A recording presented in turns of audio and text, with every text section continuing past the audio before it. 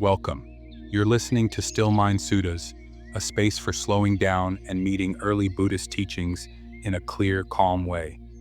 Whether this is your first time here or you've been listening for a while, you're invited to settle in and listen without needing to agree, achieve, or arrive anywhere.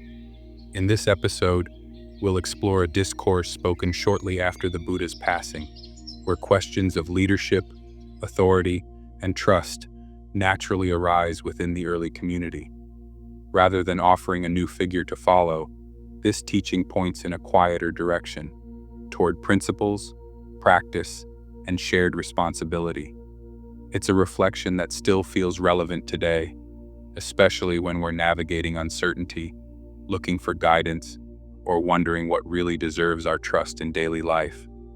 Take a moment, breathe, and listen gently. In this discourse, the Buddha has already passed away not long ago.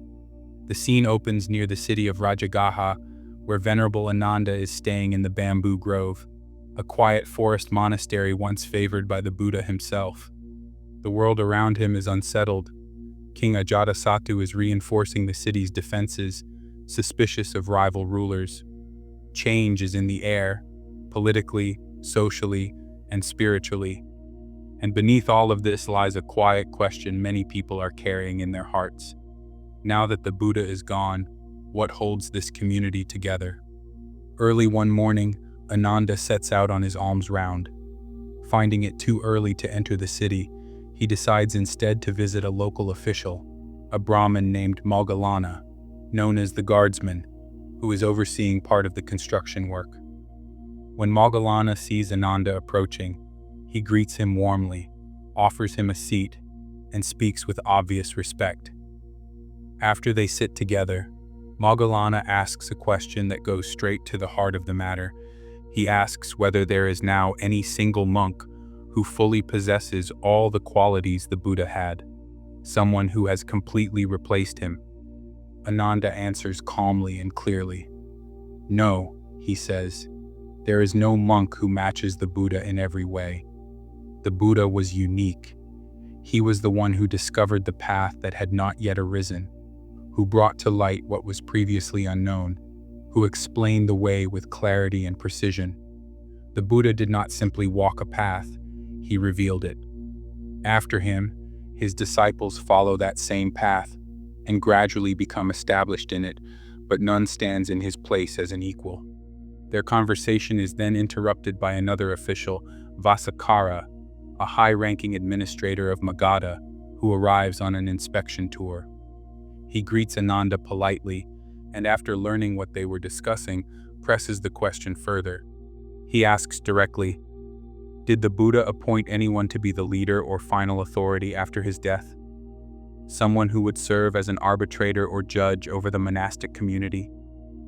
Ānanda answers plainly, no, the Buddha appointed no successor. Vasakkara tries again from another angle. Perhaps he suggests the community itself elected a leader, a respected elder authorized to take on that role. Again, Ānanda says no, there is no such appointed authority. From the administrator's point of view, this sounds like a recipe for chaos. Without a leader, how do the monks remain united? How do they avoid disputes and divisions? Ānanda responds with one of the most important lines in the discourse. He says that the community is not without an authority. Their authority is the Dhamma, the teaching and the discipline laid down by the Buddha. He explains what this means in practical terms. The monks live by a shared training rule called the Patimokkha, a detailed code of ethical conduct. On designated days, they gather together and recite these rules. If a monk realizes he has committed a fault, the matter is handled according to the Dhamma itself. No individual monk passes judgment based on personal power or status. Instead, everyone submits to the same standards. In this way, it is not people who rule over one another, the teaching does. Vasakkara then asks a more subtle question. Even if there is no official leader, is there anyone the monks honor and rely upon? Someone they respect deeply and look to for guidance? Ānanda says yes, there is.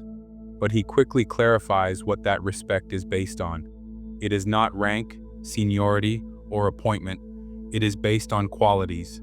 The Buddha, Ānanda explains, taught that there are certain inspiring qualities that naturally command respect.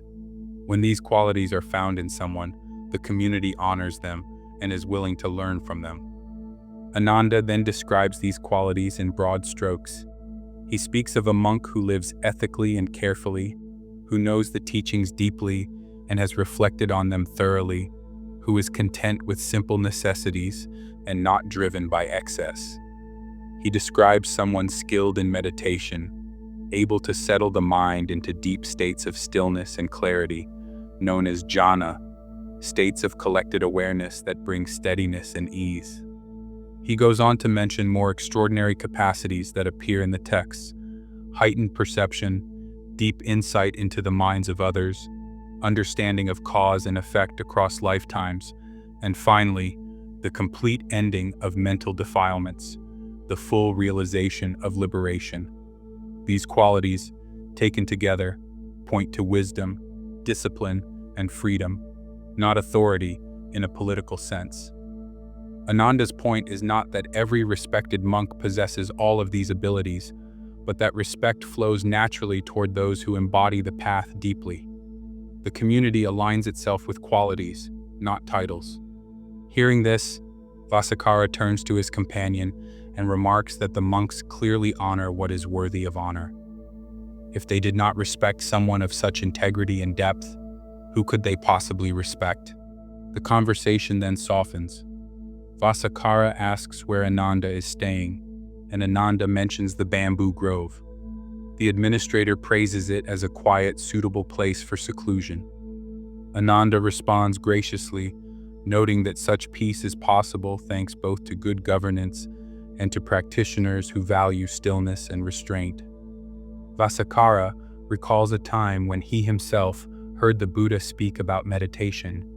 He suggests that the Buddha praised all forms of mental absorption.